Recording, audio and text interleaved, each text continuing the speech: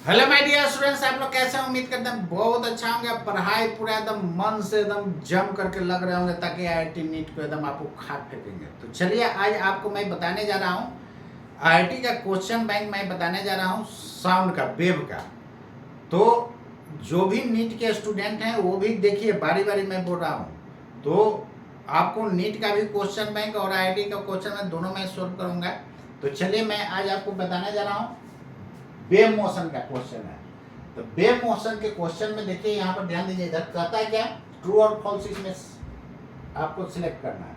The ratio of velocity of sound in hydrogen gas, इसका gamma का value दिया हुआ है। हाइड्रोजन गैस जो है उसका गामा का वैल्यू आपको दिया हुआ है। टू डेट इन हीलियम गैस, हीलियम का भी गामा का वैल्यू दिया हुआ है। हाइड्रोजन गैस डायटोमिक गैस होता है, ये मोनोएटॉमिक गैस होता है। तो मोनोएटॉमिक गैस के लिए हीलियम के लिए कितना 5/3 है, इसका कितना है 7/5 है। एट सेम टेम्परेचर इज, मतलब कि रेशियो कितना दिया हुआ इतना। तो रेशियो निकाल करके देखिए, यदि इतना के बराबर आता है तो ट्रू होगा, यदि इतना के बराबर नहीं आता है तो क्या हो जाएगा, फॉल्स हो जाएगा। तो चलिए इसको निकालते हैं। वेलोसिटी ऑफ साउंड कितना जानते हैं आप? C बराबर root under RT gamma divided by M होता है। M क्या होता है, मोलिकुलर वेट होता है। गामा को हम लोग बोलते हैं एडियाबेटिक इंडेक्स बोलते हैं। T क्या होता है, एब्सोल्यूट टेम्परेचर होता है। एब्सोल्यूट टेम्परेचर करने का मतलब टेम्परेचर इन केल्विन। अब देखिए इतना हम समझा रहे हैं सारा चीज, तो टाइम लगेगा ना, लेकिन आपको एग्जाम में वहां समझाना है, फटाफट आंसर करना है। तो यहाँ पर देखिए R क्या है, यूनिवर्सल गैस कांस्टेंट होता है। C हो गया स्पीड ऑफ या वेलोसिटी ऑफ साउंड या स्पीड ऑफ साउंड। तो यहाँ पर ध्यान दीजिए, जो जो कांस्टेंट है उसको काट दीजिए। यहाँ पर टेम्परेचर दोनों के लिए क्या है, सेम है, हटा दिए। तो यहाँ C डायरेक्टली प्रोपोर्शनल क्या हो जाएगा, gamma divided by M। Clear है ना? अब यहाँ पर ध्यान दीजिए, इधर इसको आप कैसे आप कीजिएगा। तो चलिए इसके बाद अब यहां से आपको रेशियो निकालना है, निकाल लीजिए। मैं बोला था कि जब भी रेशियो का क्वेश्चन है तो इस तरह डायरेक्टली बनाइए। तो C2 बाई हाइड्रोजन गैस और इसका रेशियो दिया हुआ है, ठीक है। तो हाइड्रोजन के लिए ये क्या हो गया, हीलियम के लिए कितना हो जाएगा, रूट अंडर, बोलिए, गामा H डिवाइडेड बाई क्या लिखिएगा, gamma helium into molecular weight का इनवर्सली है तो मोलिकुलर ऊपर चला जाएगा, हीलियम डिवाइडेड बाय हाइड्रोजन, यही होगा ना। अब यहाँ पर वैल्यू पुट कर दीजिए, कितना आ जाएगा। अब कर लीजिएगा, आप तो कर लेना चाहिए आपको। यहाँ पर देखिए गामा H आपको दिया हुआ है दोस्तों 7/5 और ये दिया हुआ है आपका 5/3। यहाँ पे मोलिकुलर वेट हीलियम का कितना 4 होता है और इसका कितना होता है, हाइड्रोजन का मोलिकुलर वेट 2 होगा ना, इसका अंडर रूट हो जाएगा। क्लियर? अब यहाँ पर ध्यान दीजिएगा,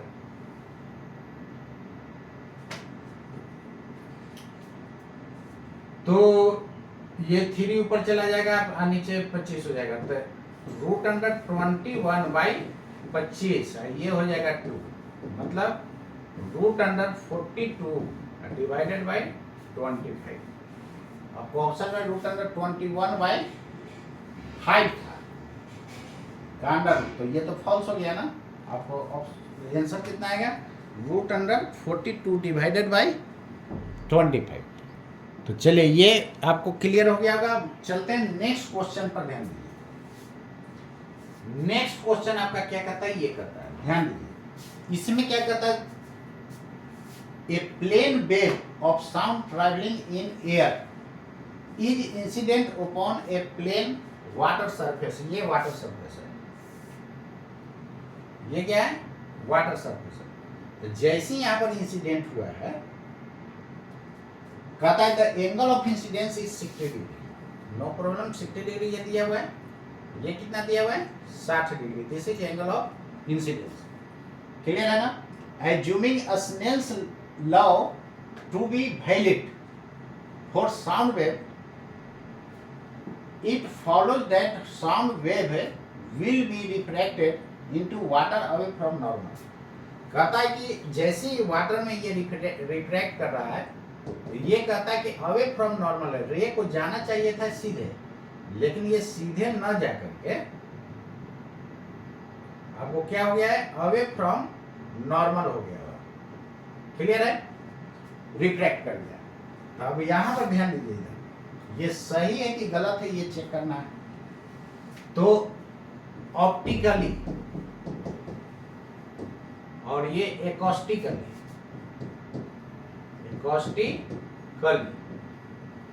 देखिए जो एकॉस्टिकली मतलब साउंड से रिलेटेड, एयर जो होता है रेयरर होता है, किसके लिए, ऑप्टिकली होता है। ऑप्टिकली क्या होता है, एयर रेयरर होता है।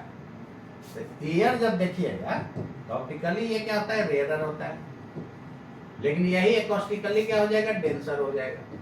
जस्ट उल्टा काम करता है। वाटर है, वाटर के लिए ऑप्टिकली ये डेंसर मीडियम जैसा काम करता है, और ये इसके लिए रेयरर मीडियम का काम करता है।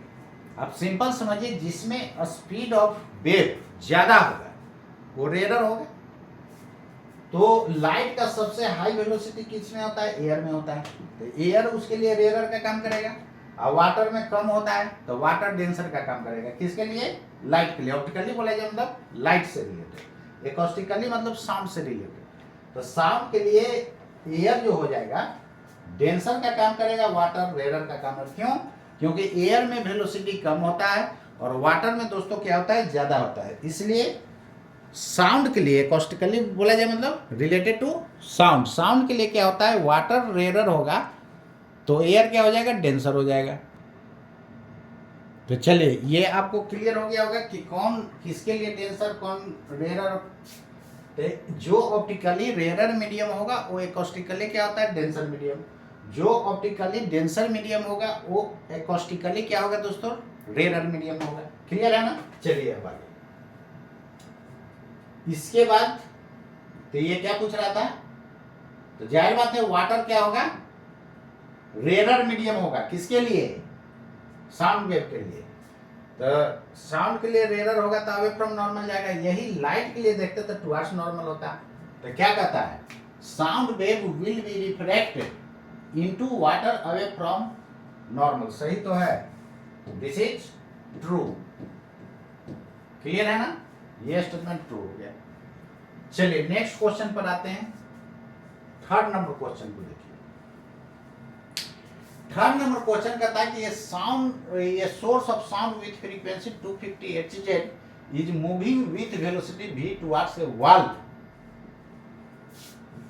कहता है कि ये सोर्स है, क्लियर है ना, और ये फ्रीक्वेंसी इसका कितना है, 256 Hz। फ्रीक्वेंसी को n से दिखाइए, न्यू से दिखाइए, एफ से दिखाइए, उसको कोई मैटर नहीं करता है। वो क्या है, जस्ट लाइक सिंबल होता है, तो कोई भी सिंबल ले सकते हैं। कहता है कि ये वॉल के तरफ दोस्तों मूव कर रहा है, क्लियर है ना। Is moving with velocity v, कितना स्पीड से मूव कर रहा है, v से, towards a wall and an observer is stationary between the source and wall. ये डॉपलर इफेक्ट का क्वेश्चन है। डॉपलर इफेक्ट ऐसा है, ये काफी इंपॉर्टेंट है, साउंड का इंपॉर्टेंट पार्ट है। वहां से क्वेश्चन हर एक साल एकदम फिक्स नेट और आईआईटी में रहेगा, एकदम फिक्स 100% रहता है। तो इसको आप हर हाल में आप रेडी करके जाइएगा। तो चलिए इसको कैसे सोल्व कीजिएगा, देखिए यहां पर ऑब्जर्व, ये क्या है, वॉल है। यदि ऑब्जर्वर आपका कहां पर है, बीच में है, कहीं बिटवीन में है, देखिए छोटू खड़ा है, नहीं। अब यहां पर देखिए छोटू, देखिए कितना स्मार्ट लग रहा है। कहता है when the observer between the source and the wall he will hear beats। तो बीट कैसे निकालते हैं, बीट फ्रीक्वेंसी जो होता है, बीट फ्रीक्वेंसी बराबर ν1 माइनस ν2 का मॉडुलस, मतलब मोर माइनस लेस, इसी को ऐसे लिखा जाता है, मोर माइनस लेस। अब यहां पर ध्यान दीजिएगा, एक तो ये स्पीड से जा रहा था, एक तो जाने वाला फ्रीक्वेंसी सुनेगा, दूसरा यहां से फ्रीक्वेंसी जाएगा, टकरा करके यहां से लौटेगा, ये सुनेगा। दो फ्रीक्वेंसी हुआ कि नहीं? एक जाने वाला डायरेक्ट फ्रीक्वेंसी सुनेगा न्यू1, और ये वाला मान लेते हैं न्यू2। तो न्यू1 और न्यू2 दोनों का डिफरेंस जो होगा वही दोस्तों क्या हो जाएगा? बीट फ्रीक्वेंसी हो जाता है। वही क्या हो जाएगा? बीट फ्रीक्वेंसी होगा। होगा कि नहीं? बिल्कुल होगा। चलिए, तो अब इसको फाइंड कैसे कीजिएगा? तो वही आपका बीट फ्रीक्वेंसी होगा। तो इसको आप निकालिएगा कैसे, उसी को मैं आगे देखने जा रहा हूं।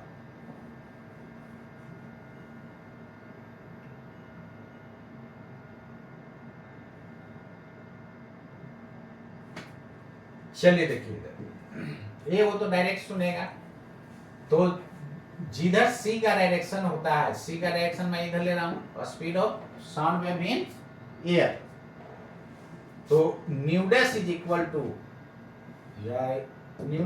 To c minus u naught और c minus u s into नी। ये फॉर्मूला याद कैसे रहेगा?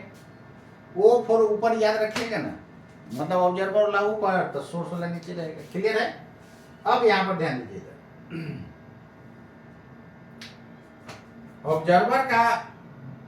ऑब्जर्वर तो रेस्ट में है, तो c minus 0 divided by c minus u S. c के डायरेक्शन में है तो ये v रह जाएगा, और इनटू कितना हो जाएगा? न्यू का वैल्यू आपको 256 एजेड दिया हुआ है।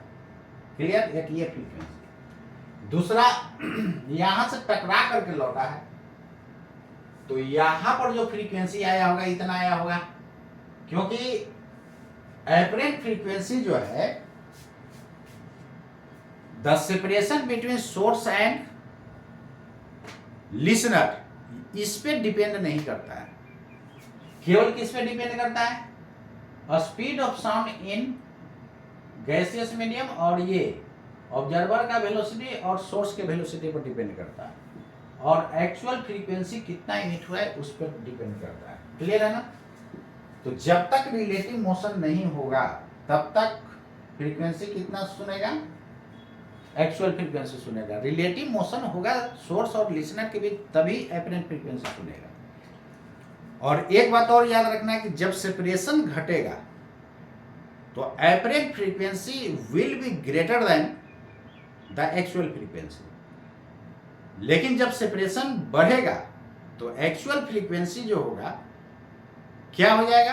एपरेंट से ज्यादा होगा, यानी उस केस में एपरेंट फ्रीक्वेंसी एक्चुअल से कम होता है। ये बात जानते हैं?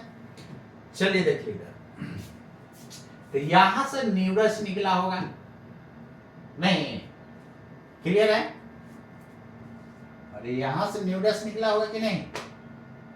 अब यहां पर ध्यान दीजिए इधर, ये ऑब्जर्वर जो है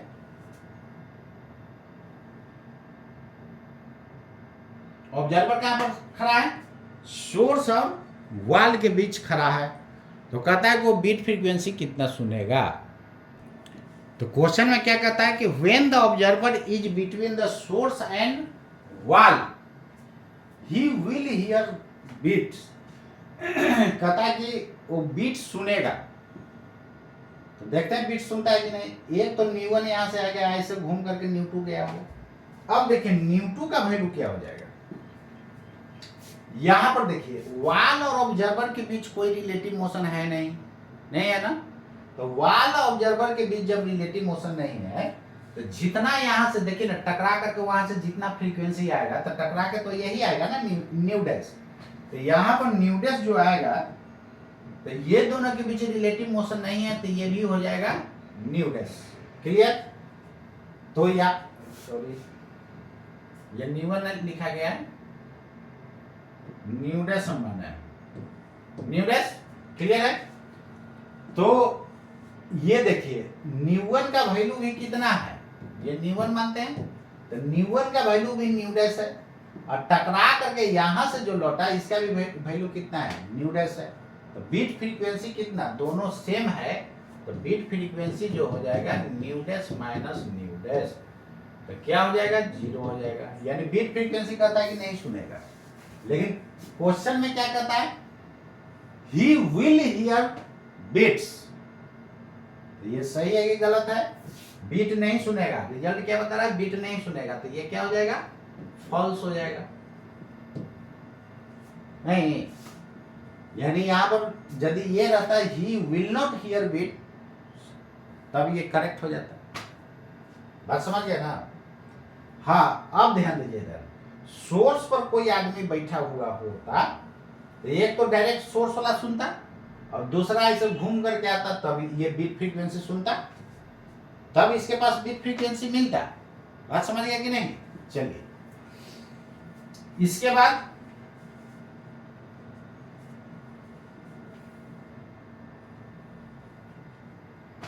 तो यहां से बीट कितना होगा, इतना निकलेगा। यदि आपसे पूछेगा कि वाल पर कितना बीट फ्रीक्वेंसी यहां पर सुनाई पड़ेगा, तो इतना आएगा। और यहां से रिफ्लेक्ट होगा तो जितना आता है फ्रीक्वेंसी तो उतना ही ना रिफ्लेक्ट होता है। रिफ्लेक्शन के कारण चेंज फ्रीक्वेंसी पर नहीं होता है। चलिए नेक्स्ट देखिए,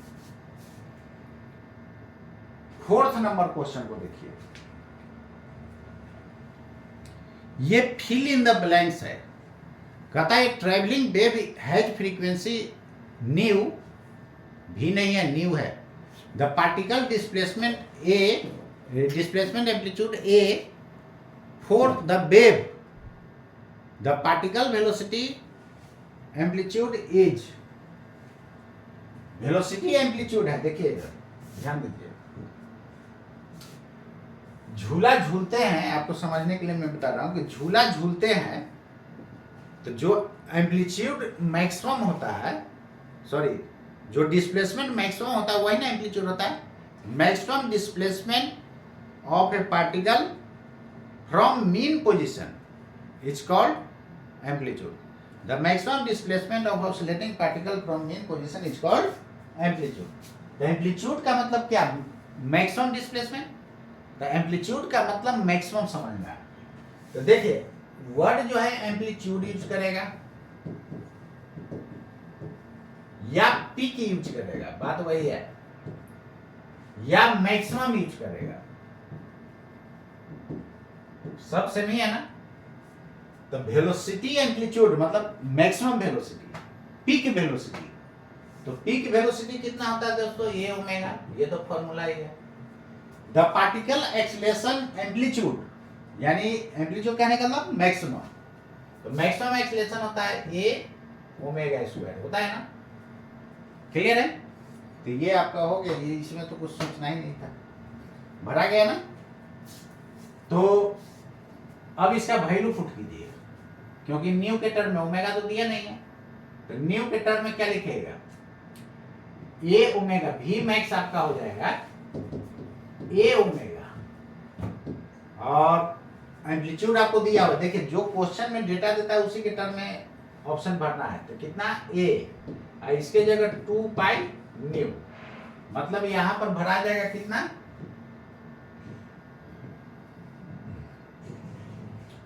2 पाई ए न्यू। यहां पर क्या भराएगा?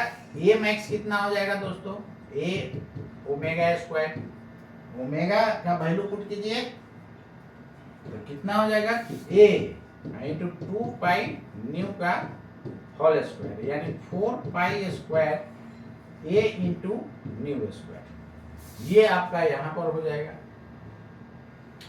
4 pi square a new square, ये भरा जाएगा। क्लियर है ना? चलिए, तो उम्मीद करते हैं आपको क्लियर हो गया होगा। नेक्स्ट, एम्पलीट्यूड का मतलब समझ गया ना, इसके जगह पीक लिखे, मैक्सिमम, सब एक ही चीज है यार। इसके बाद 5th नंबर क्वेश्चन को पढ़िए, क्या कहता है।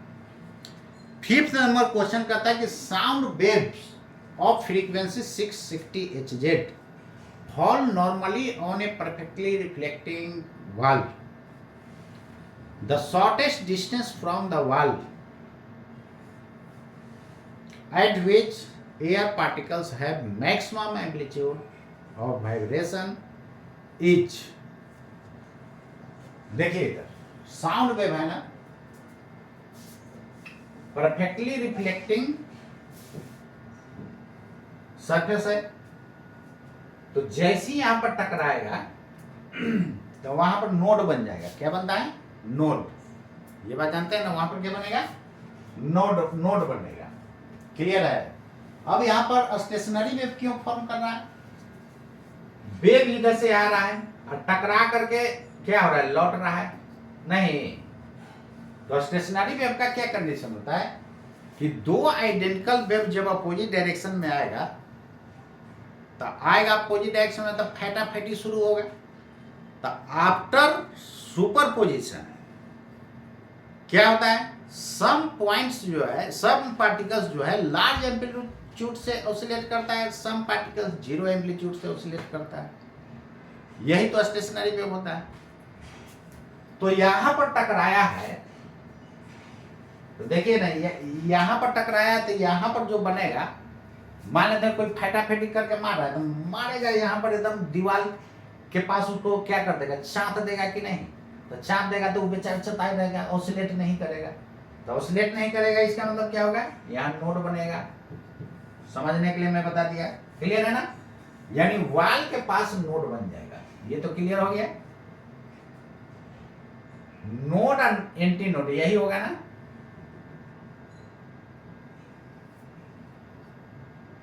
ये रहा। तो यहां पर क्या होगा, नोड बनेगा।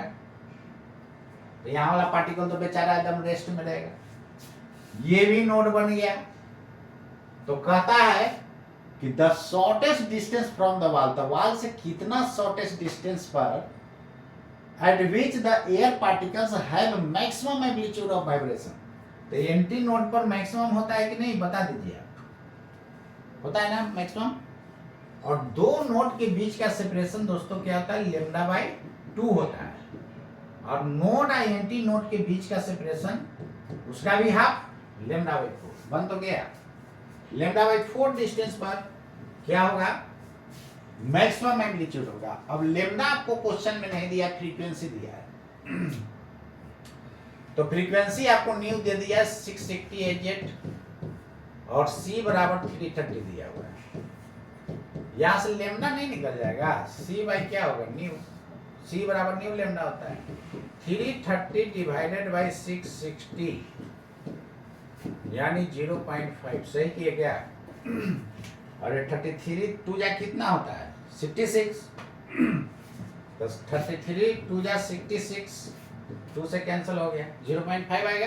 इतना क्या हो गया, मीटर। सब ऐसा यूनिट में है तो ये मीटर होगा कि नहीं, मीटर होगा। क्लियर। अब आपको मिनिमम डिस्टेंस कितना, लेमडा बाई 4 है ना। यहां पर पार्टिकल का एम्पलीट्यूड क्या है, मैक्सिमम। द शॉर्टेस्ट डिस्टेंस क्या हो जाएगा,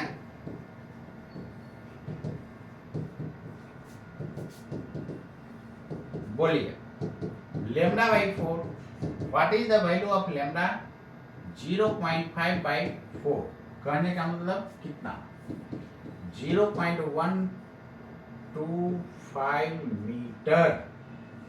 सेंटीमीटर में लिखिएगा तो 12.5 सेंटीमीटर। ये रहा आंसर। तो आपको मीटर में पूछ रहा है, तो कितना हो जाएगा, 0.125। आंसर क्लियर है, बोलिए। ये आईटी का क्वेश्चन था, 1984 में पूछा हुआ है। क्वेश्चन आसमान से नहीं लाएगा यार। चलिए तो नेक्स्ट क्वेश्चन पर मैं आता हूं। ये क्वेश्चन आपका बन गया। नेक्स्ट क्वेश्चन देखिए क्या करें। ये सब इंपॉर्टेंट क्वेश्चन इस तरह का सब प्रैक्टिस में रखिएगा। ये क्वेश्चन देखिए, कहता है इन सोनोमीटर वायर। सोनोमीटर क्या होता है, उससे टेंशन मत लीजिएगा, लकड़ी का बक्सा होता है, समझ गया ना। और उस पर पेग ठोका होता है, उसी पर स्ट्रिंग लपेटा हुआ रहता है इस तरह। क्लियर। और फिर नीचे पैन रहता है, पैन पर, पैन मतलब समझ, तराजू यार, तराजू जैसे देखे ना, उसी तरह पैन है। पैन पर उस पर बटखारा जो है 100 ग्राम 200 ग्राम उस पर चढ़ाई, तो स्ट्रिंग क्या होगा, टाइट होगा ना। तो स्ट्रिंग में टेंशन आएगा कि नहीं। चलिए तो सोनोमीटर समझ गए। A sonometer wire the tension in maintained by the suspending a 50.7 kg mass from the free end of the wire. समझ गए, वही पैन पर रखा गया कितना, 50.7 kg। The suspended mass has volume, mass जो सस्पेंड किया गया है उसका मास है m बराबर 50.7 kg। इसका वॉल्यूम दे दिया है 0.0075 metre cube. Clear? The fundamental frequency of vibration of the wire is, ये फ्रीक्वेंसी आपको दे दिया है 268। डेटा लिखने से समझे ना, तब फिर डेटा पहले लिख डालिएगा ना तो आपका दिमाग काम करेगा कि कौन सा फॉर्मूला इसमें अप्लाई करें। तो डेटा लिखना बहुत जरूरी होता है। कहता है ये the suspended mass is completely submerged in water. पहले तो एयर में था दोस्त, अब इसको वाटर में जाकर डुबा दिए और जाकर डुबकी लगवा दिए उसको। नहीं तो यहाँ पर देखिए, वाटर में जब जाएगा तो क्या होगा, एक बायोन्सी फोर्स लगेगा, तो अब टेंशन वही रहेगा कि बदल जाएगा ना। नीचे देखिए एक तो mg लगेगा और ऊपर में बायोन्सी फोर्स लग जाएगा। क्लियर? तो अब जो T जो हो जाएगा T प्लस B, ये ऊपर नीचे तो जाएगा नहीं, रुका हुआ है, बराबर mg। तो यहां से टेंशन जो निकालिएगा mg माइनस b हो जाएगा। और शुरू वाला को T मानते हैं तो इसको T' मान लेंगे। नहीं, शुरू में जब हवा में लटका हुआ रहेगा तब तो टेंशन ही नहीं, इधर T मानेगा नीचे mg, इसमें कोई प्रॉब्लम नहीं। तो ऊपर नीचे नहीं जा रहे, T बराबर mg हो जाएगा। कोई कष्ट नहीं है। ठीक है, यहां पर T का वैल्यू इतना हो जाएगा। समझ गए? अब आगे पढ़िए क्या कहता है। The fundamental frequency of the vibration of the wire is 260 if the suspended mass is completely submerged, मतलब पूरा डुबा दिया गया। The fundamental frequency will become, air में इतना फ्रीक्वेंसी था, तो जब वाटर में डुबा देंगे तब फ्रीक्वेंसी क्या हो जाएगा, यही तो आपसे पूछ रहा है। बन गया? चलिए देखिए इधर, अब देखिए speed of wave on string होता है T बटा mu, where mu is linear mass density of the wire होता है। क्लियर है? लीनियर मास डेंसिटी का निकाल दो, यूनिट लेंथ का जो मास होगा वही लीनियर मास डेंसिटी होता है। क्लियर है? तो यार हवा में रहे स्ट्रिंग या पानी में इस तरह डुबाइएगा ब्लॉक को, तो क्या उसका मास पर यूनिट लेंथ है, उसका मास चेंज हो जाएगा, ये कांस्टेंट रहेगा। तो ये कांस्टेंट है, तो यहां से C directly proportional to root under T। अब यहां पर ध्यान दीजिएगा, आपके दिमाग में एक कंफ्यूजन चल रहा होगा। क्या कंफ्यूजन चल रहा होगा? लॉज ऑफ मोशन में जब क्वेश्चन बनाए होइएगा तो वहां पर string is massless, fully is massless लेकर के चलते हुए, तो बोलिएगा कि सर यहाँ तो आप मास पर यूनिट लेंथ इसका ले रहे हैं। यार बहुत कम मास होता है, उसको नेग्लेक्ट कर देंगे। सिंपल घर में जो आप समझिए, स्ट्रिंग जो है, धागा जो है, उसका मास इतना ले लेंगे, धागा तक कितना, उसका 2 kg हो जाएगा। कमाल है, बहुत कम है, निग्लिजिबल। तो लगभग सब जगह टेंशन क्या होगा, सेम होगा। क्लियर? अब यहां पर ध्यान दीजिएगा, C2/C1 is equal to T2/T1, तक T डैश फाइनल है, T डैश और शुरू वाला T। क्लियर? अब T डैश का वैल्यू कितना हो जाएगा, root under mg minus b, ये है mg, बन तो गया। C का रेशियो निकल गया, बात समझ गया ना। अब हमको निकालना क्या था, फ्रीक्वेंसी निकालना, ये सॉरी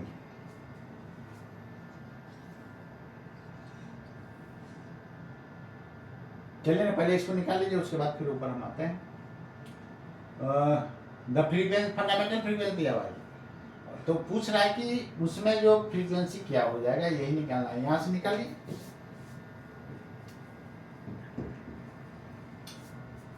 कितना लिखिएगा इसको,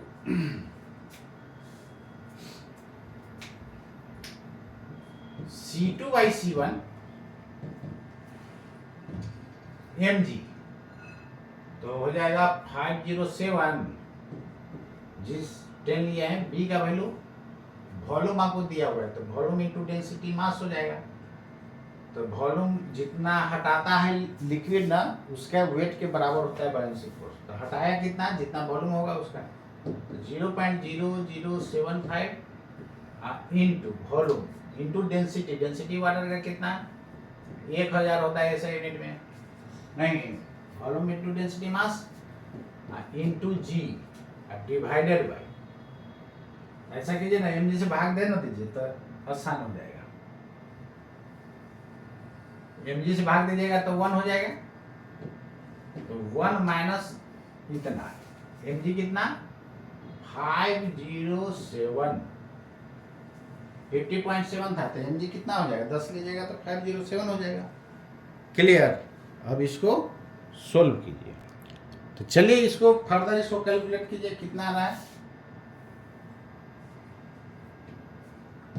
रूट अंडर 1 माइनस, देखिए ना 4 डिजिट इधर लाएगा तो 4 को 0 भी है, 75 हो जाएगा डायरेक्ट बाई 507। क्लियर। अब इसको घटाना चाहते हैं तो घटा लीजिए। 507 माइनस 75 डिवाइडेड बाई 507 कितना आ जाएगा 75 घटाइए तो ये 2 हो जाएगा और ये 3 हो जाएगा, ये 4 हो जाएगा। सही किए। Divided by 507। क्लियर है ना, बोलिए यहां तक ठीक है। डेसिमल को हटाए 4 डिजिट 75 हो गया, ठीक तो है यहां तक। चलिए क्लियर है।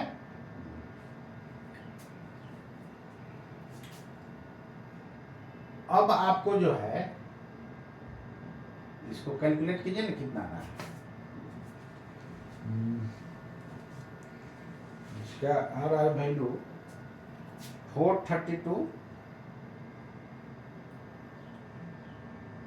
डिवाइड है 507, ये 0.92 आ रहा है।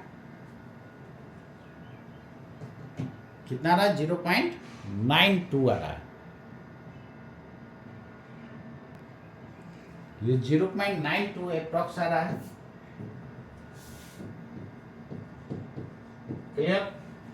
अब यहां पर देखिए C2 बाई C1 को क्या लिख सकते हैं, तो C बराबर देखिए ना इधर सोनोमीटर, यही है लकड़ी का बक्सा रहता है नहीं, और यहां पर जो है इस तरह का जो है लटकेगा।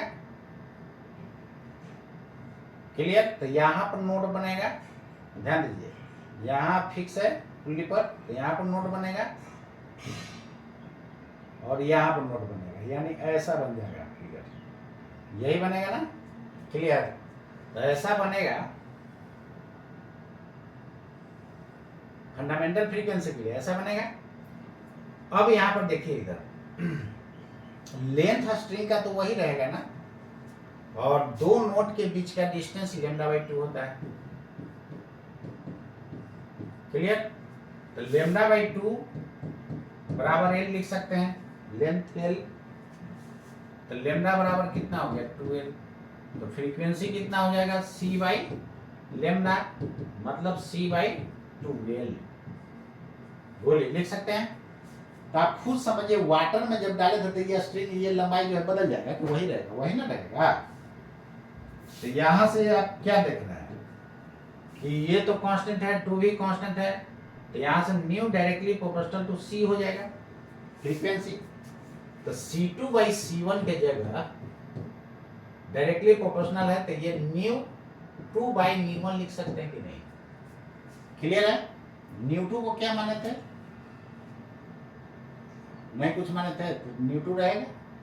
ν1 आपको दिया हुआ है, बन तो गया।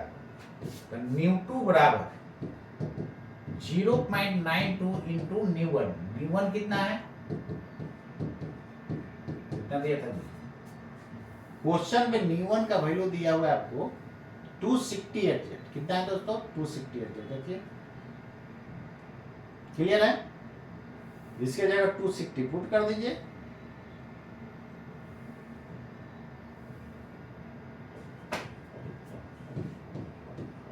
कैलकुलेट कीजिए कितना आ रहा है।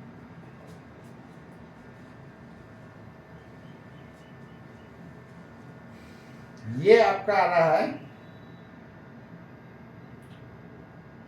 240 आ रहा है। कितना आ रहा है 240। आंसर हो गया। चलिए कैलकुलेट करते रहिए घर पे। चलिए तो ये कितना, ये फ्रीक्वेंसी हो जाएगा 240। बन गया, क्लियर है ना। चलिए बायोन्सी फोर्स क्या होता है आपको मैं बता रहा हूं। कोई भी फ्लूइड हो, फ्लूइड मतलब लिक्विड भी है गैस भी है, तो बोलिएगा सर गैस भी बायोन्सी फोर्स लगाता है, एकदम लगाता है।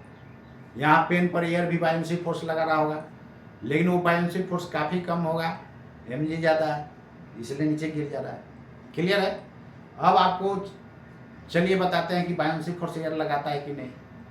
अब बैलून जो है, बलून जो है फुला करके लाते हैं, तो एक हाइड्रोजन गैस जो भर के देता है, हाइड्रोजन क्या है सबसे कम लाइट है, हल्का, तो हाइड्रोजन गैस देखते हैं ऊपर की तरफ भागते जा रहा है, तो कौन पुश करके ले जा रहा है, वही हवा, बायोन्सी फोर्स ऊपर ढकलते जा रहा है। क्लियर है। तो देखिए बायोन्सी फोर्स क्या है, जैसे ये पेन है, तो पेन अपने जगह से एयर को हटा दिया होगा नहीं, तो जितना वॉल्यूम पेन का होगा उतना ही एयर यहां से डिस्प्लेस हो गया होगा। तो जितना फ्लूइड डिस्प्लेस्ड हुआ है उसके वेट के बराबर बायोन्सी फोर्स होता है। वेट मतलब mg। तो यहां पर आपको क्या दिया होता है, वॉल्यूम दिया हुआ था उसका, जो ब्लॉक सस्पेंड किया गया था उसका वॉल्यूम दिया हुआ था, तो इतना वॉल्यूम वाटर को हटा दिया होगा। तब वॉल्यूम इंटू डेंसिटी, वाटर का एसआई यूनिट में डेंसिटी क्या होता है 1000 होता है, तो वॉल्यूम इंटू डेंसिटी मास हो गया, अब मास इंटू जी mg वेट हो गया। तो हटाए गए फ्लूइड के वेट के बराबर होता है। क्लियर है। बायोन्सी फोर्स समझ गया, mg से भाग दिए तो ये 1 हो गया, b बाई mg। mg 50.7 था, तो g से गुना कीजिए, g का वैल्यू 10 लेके चले तो क्या हो जाएगा, डेसिमल हट जाएगा। क्लियर है ना। चलिए तो ये क्वेश्चन आपको क्लियर हो गया होगा, तो उम्मीद करते हैं आप इसको समझ गए हैं। चलिए नेक्स्ट क्वेश्चन पे चलता हूं। चलिए नेक्स्ट क्वेश्चन पर आप देखिए, नेक्स्ट क्वेश्चन क्या कहता है। आपको मजा आ रहा है ना, कभी इलेक्ट्रोस्टैट का बना रहा हूं, कभी करंट का बना रहा हूं, इससे क्या होगा कि सब रिवाइज होते जाएगा। नहीं तो जानते हैं क्या होगा, इधर एक खत्म करने के चक्कर में दूसरा जो है आप भूलना शुरू हो जाइएगा। यहां पर ध्यान दीजिए, इधर नेक्स्ट क्वेश्चन पर मैं आ रहा हूं। नेक्स्ट क्वेश्चन क्या विजिबल है ना। चलिए देखिए नेक्स्ट क्वेश्चन आपका 7 नंबर देखिए क्या कहता है, a point source emits sound equally in all directions in non absorbing medium. मतलब कि नॉन एब्जॉर्बिंग का मतलब उसका एनर्जी एब्जॉर्ब कुछ नहीं कर रहा है। क्लियर है। 2 points P and Q are at a distance 9 meter 25 meter respectively from the source।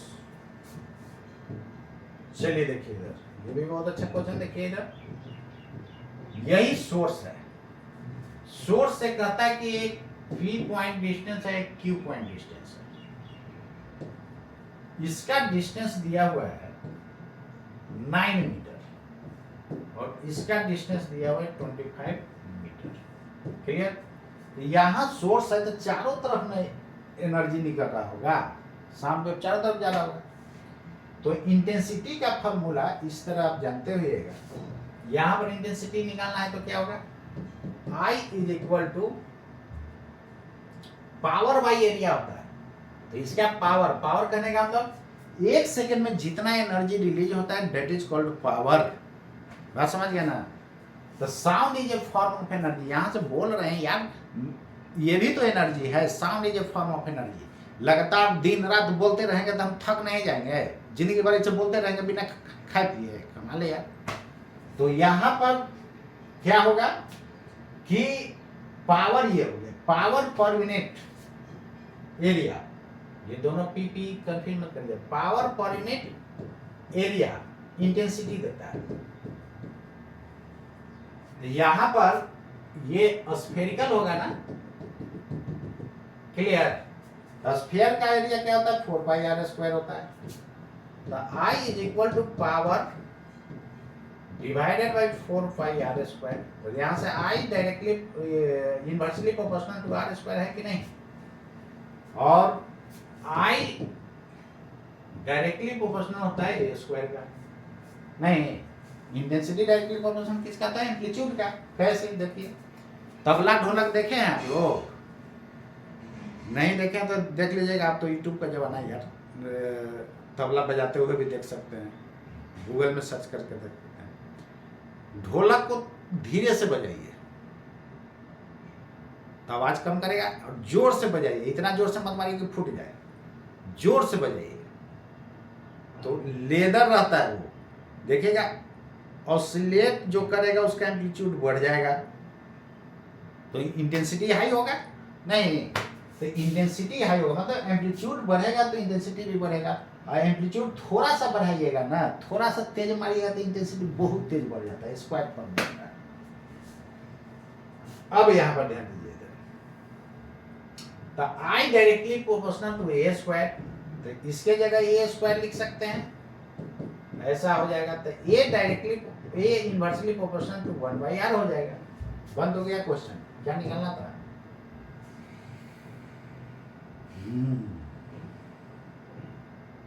The ratio of amplitudes of waves at P and Q, तो P और Q पर रेशियो क्या होगा। तो यहां से क्या लिख सकते हैं, AP डिवाइडेड बाई AQ बराबर RQ divided by RP, inversely है। RQ कितना है 25, ये कितना है 9, हो गया आंसर।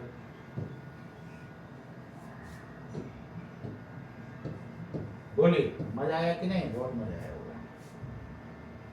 ठीक है, ठीक है, ठीक है, क्लियर। तो चलिए यहाँ पर कितना कितना आया था जी, 25/9 आया था, आंसर हो गया।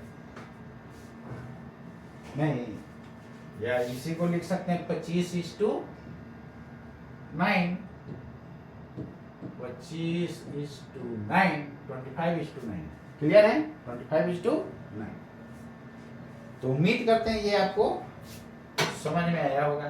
तो आज इतना ही रहने देता हूँ।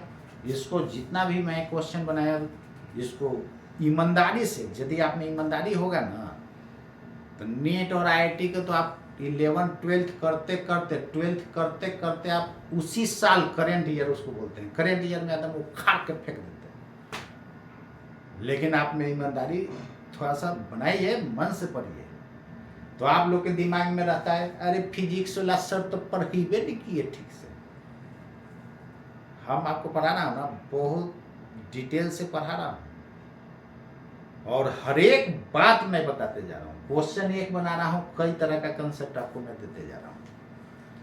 तो जो लोग एक बार फिजिक्स पहले पढ़ चुके हैं उनको खूब मजा आता होगा, और हमसे जो डिटेल आप फिजिक्स पढ़ लिए ना एक बार, तो आप हीरो बन जाइएगा, विद्वान। पूरा डिटेल थ्योरी और न्यूमेरिकल्स, ये तो आपको IIT का क्वेश्चन बता रहा हूँ। थ्योरी हर एक तरह का मैं कंसेप्ट देता हूँ। जब तक यार कंसेप्ट दिमाग में नहीं आएगा, अंधेरा में तीर चलाते रहिए लगेगा। तो फिजिक्स को अच्छा कमांड करने के लिए आपके पास थ्योरी होना जरूरी है। 10,000 प्रॉब्लम खाली रट जाएगा, रट्टे की चीज है यार, घोटे की चीज है, इसलिए वो सब चक्कर में मत रहिएगा। तो आज के लिए इतना ही दोस्तों, और इसको क्या कीजिए, खूब सबको शेयर कीजिए, गरीब हो, अमीर हो, हिंदू हो, मुस्लिम हो, सिख हो, ईसाई हो, ये सब नहीं लेकर के चलना है। सब भाई भाई है, सबको शेयर कीजिए, सब कोई पढ़ेगा और रिजल्ट सब लोग देगा। ये क्वेश्चन आउट करने का जरूरत नहीं है, लीक करने का जरूरत नहीं है दोस्तों। तो आज के लिए इतना ही। जय हिंद, जय भारत, नमस्कार।